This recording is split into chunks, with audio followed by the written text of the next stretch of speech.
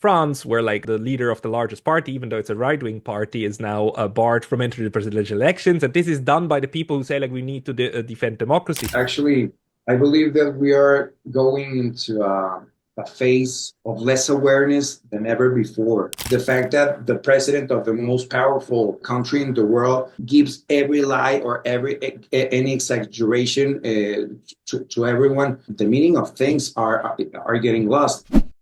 Since we are seeing the collapse of one way of world of the world structure, the way that we used to run, and also the ideas on globalization that we used to run, and we're seeing some new structures emerge, especially South America, that integrates a lot with the BRICS, right? And these new club of countries and this new way of doing things, and this new way to a large extent is also a left way. I mean, let's not forget China is still a communist country, although it's working as a market economy. And the head of the BRICS Bank is Dilma Rousseff, the former like left-wing leader of Brazil. Is this also like a new form of left global politics, left international that we're seeing arising, or am I going too far? No, I believe that the left has a very important role, how you describe it. But I would say that is more than the left is the global south for me. And I believe that because of the situation, historical situation right now of the global south, we need to embrace many left tactics or ideas in order to confront the north. Uh, and I believe that there's a huge opportunity right there. Nevertheless, for example, you mentioned China. China is making great improvements in many things. Actually, their international, I believe they're less imperialistic than the United States, and they have very interesting things. But the power and the centralized way of their structure, well, is not exactly the what we should be looking for, I believe. But again, we need to discover and to try new things. But the problem is that what we are discussing right now, the idea of a democracy in which we were actually participating, is not on the debate at all. Yeah, we are going through all of these global discussions, though. Like, how does democracy work inside? How should it work? And funnily enough, the people who cry democracy, democracy the loudest are then often the ones who undermine them.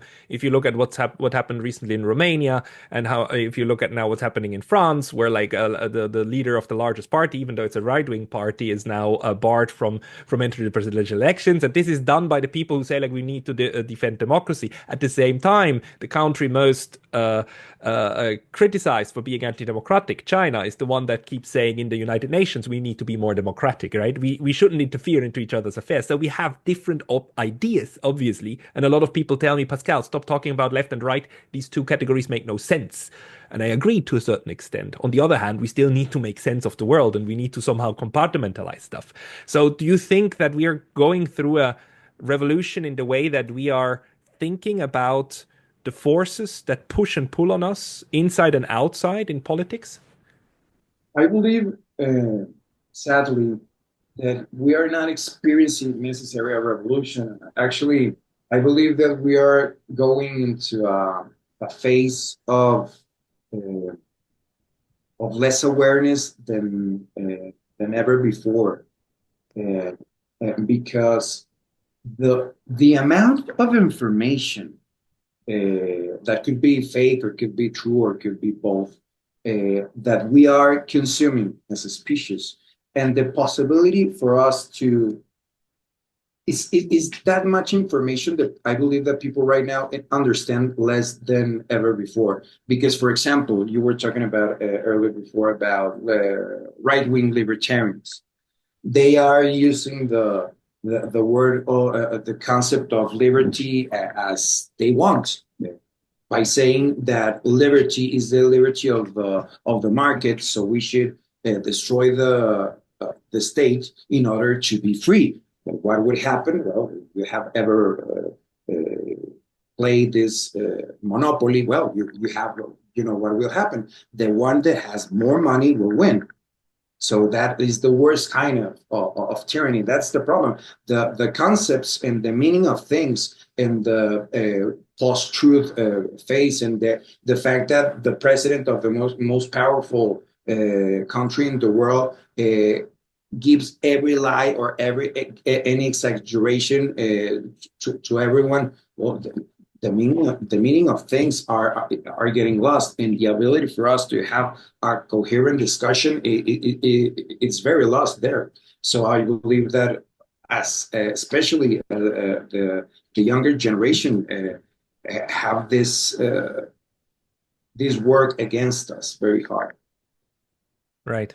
Um, what is your recommendation to people listening who would like to embark on a similar journey and who would like to do things, to write a book, to create a documentary, and not just be passive consumers of everyday and yeah. Well, I would say that because and it's natural. Many people, for example, ask me, uh, how did you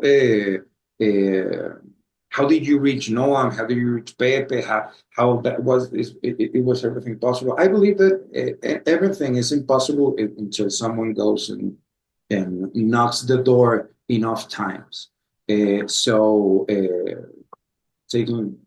going out of political discussions or everything else, going more into a philosophical uh, conversation. I believe that we need. It's very important for us to listen to ourselves again in order to gain trust in our own wishes, in our own dreams, and so then you can have the strength to go and fight for them as long as it takes. As I said, I began the documentary in 2016, and here we are already.